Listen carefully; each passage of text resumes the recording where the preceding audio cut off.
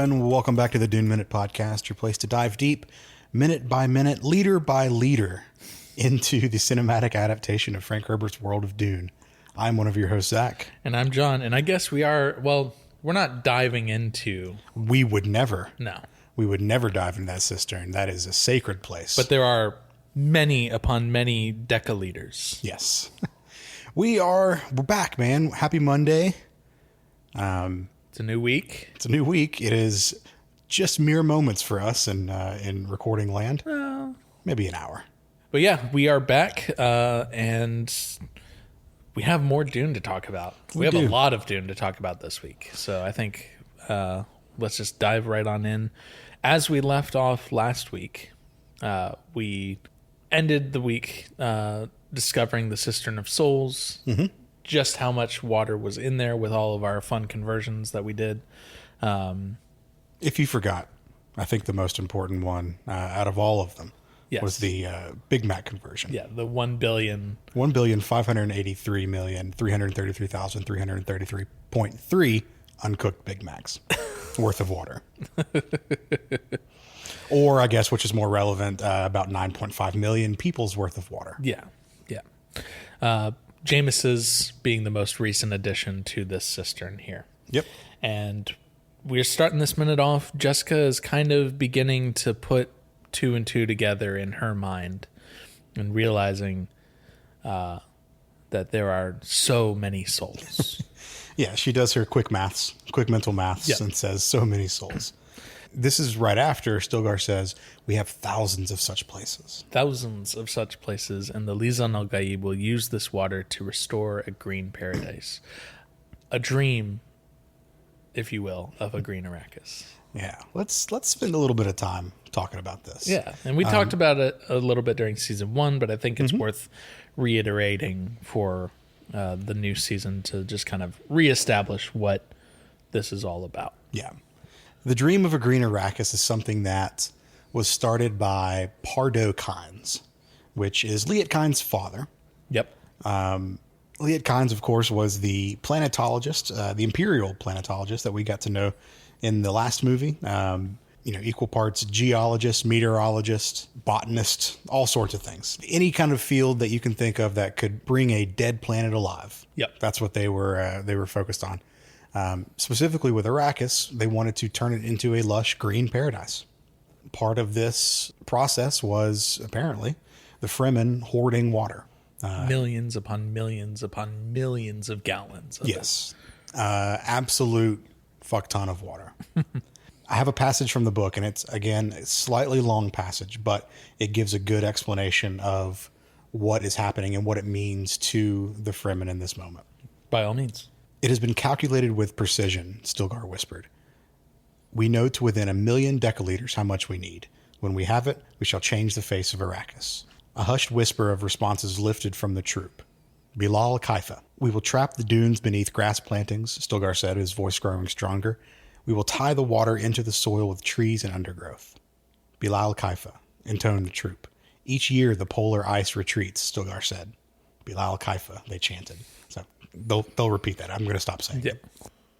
We shall make a homeworld of Arrakis with melting lenses at the poles, with lakes in the temperate zones, and only the deep desert for the maker and his spice.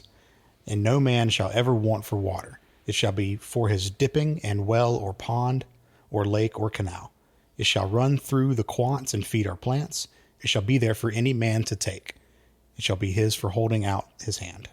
So that is the dream of a green Arrakis. That is exactly what they plan to use this water for and why it has such importance to them. Sure. In a sense, it's an afterlife with meaning for every Fremen that has passed on. They still contribute to this dream. Yeah. And, as Jessica is doing this mental math, realizing how many people have died and contributed to just this one cistern, we begin to see that she starts to shed a tear. And we get a Art and Soul, at least confirms the pronunciation and meaning, Ats from Stilgar, which is no. He's not talking about the predominantly New England chip brand? No. Uts. Utz makes good chips. Hell yeah, those are good chips. But no, it's Utz, Utz, Utz. No, no, no. And he thumbs the tear and drinks it for himself.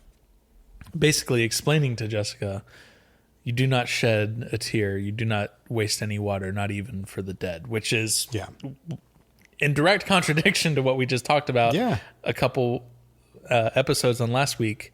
Where Paul cries for Jameis, and they see it as a sign of utmost like reverence and respect. Yeah. Yep. And I get it from like the continuity of water discipline side of things, but the inconsistencies with tradition and lore, I don't know. I feel like you're talking about like from the movie to the books, or okay.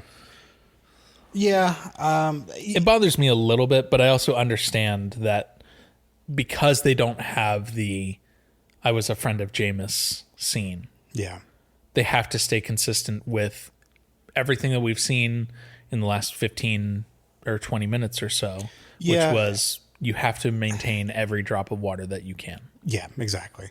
Going back to the getting sick in the desert to this, that there is that internal consistency. Yeah, and I think we've said it on or at least I talked about it. I think we both shared this sentiment though. Changing things from the source material is generally fine as long as it adheres to, or it checks off two boxes for me. One, that it makes sense within the overall story, and two, that it's consistent within itself. And in this case, it is. It is. So this change is fine. I can't be too upset about it. Yeah. It just it still irks me just enough to like want to have to bring it up. Yeah. Also, it's a little gross and creepy that Stilgar just drinks Jessica's tear, but hey, whatever. Well, is it creepier if he does that or if he then like thumbs it and like puts his thumb in her mouth? I think it's creepier if he does that. So yeah, no, you're right. both are weird. Yeah, they're both. I'm not saying either of them are okay to do, but maybe if it was a situation where you and I were in that, I would much rather you consume my tear than take your fucking dirty ass thumb and stick it in my mouth with a tear on it. No, I'm not drinking your gross ass tears, dude. Yeah. How about tell her to wipe it off and drink it? I don't know. That's the better response. She does not even mention or really react to the tear drinking moment. Yeah. Instead, she just asks why Stilgar is showing her all of this. And we really kind of get to the crux of their conversation here. Very quickly. Very quickly. I mean, there's no fluff. There's no fluff. They do not mince words really much, the Fremen. So they're fine, straight at the point. I appreciate it. I respect it, even. He says, because you're Bene Gesserit and you understand the prophecy. He goes on to explain exactly what he means. The mother of the Lisan al-Gaib will be a reverend mother, and our reverend mother is dying. Oh, so convenient. Oh, yeah, exactly. Jessica then asks, you want me to take her place? And he says, yes. And that's a clean break, actually, to the minute. It is a nice clean break. Yeah. We're not done with the conversation. No, absolutely but we're at least not mid-sentence. Yep. So for book notes, or do you have anything from Martin Soul related to this one? Nothing that we haven't already talked about. Gotcha. So I got another book passage that I wanted to read. We talked about it a good bit already, but the tear shedding happened different in the books. As the friend of Jameis scene, Paul sheds tears. They took it as a sign of respect. Yada yada yada. Yep. I'm just imagining George Costanza explaining Dune. You can't yada yada yada. What's the deal with these Harkonnens? So the passage from the book that really dives into how Jessica is feeling in this moment. So this is picking up from when she is seeing the reaction to people when Paul was crying for Jameis. Sure. That part in the book happens a little bit after they see the cistern. So it's not a complete analogy. Yeah, I mean, this isn't the first time we've had to kind of bounce around passages and stuff either. So the passage goes, Jessica felt the religious ritual in the words and noted her own instinctively awed response. They're in league with the future, she thought. They have their mountains to climb, and this is the scientist's dream. And these simple people, these peasants, are filled with it. First off, chill, Jessica. First of all, fucking rude. Yeah. Bitch lives in a castle for like 15 years, and then she's like, oh, fuck this trash. All right, get back into it. Racist. Classist. Her thoughts turned to Liet Kynes, the Emperor's planetary ecologist, the man who had gone native. She wondered at him. This was a dream to capture men's souls, and she could sense the hand of the ecologist in it. This was a dream for which men would die willingly. It was another one of the essential ingredients that she felt her son needed, people with a goal. Such people would be easy to imbue with fervor and fanaticism. They could be wielded like a sword to win back Paul's place for him. So she understands the importance of the cistern, the dream of a green Arrakis, and immediately she turns to exploiting it. Yeah. Just absolutely immediately. Because that's what the Bene Gesserit do best. Yep. It's crazy. I mean, this is not a subtext in the book at all. This is No. this is like the hit you in the face message of the book. But it's a stark difference from how we were seeing them portrayed on screen. Mm-hmm. Except for what Paul said in the cafeteria earlier. That was a very direct, I can exploit this. I must convert the non-believers. Exactly. Yep. The only way that I'll get to the Emperor is through disruption of spice. Yep.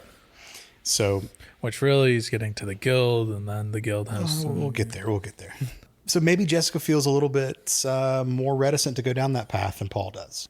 Again, she's not out for revenge. Sure. But Paul sure as hell is. Paul definitely is, and Paul also knows the future, and he knows what he must do. Yeah. Like, yes, he's being, very opportunistic, but he's only being opportunistic because he knows that the only way that he will succeed is to follow very specific steps, which he has seen in his own mind's eye. Well, I'll disagree with that just for a little bit later. So that'll be some foreshadowing into some future episodes this week. So how about we get to them? I'm done with notes on this side. What about yours? Yeah. Cool. Well, let's meet back up tomorrow. We are on all the socials. We're on Blue Sky at DuneMinute.com. We are Gmail, DuneMinute@gmail.com, YouTube, all sorts of stuff. Get in touch with us if you care to reach out, and we will be back tomorrow with another episode of the Dune Minute Podcast. That's right. See you then. See ya.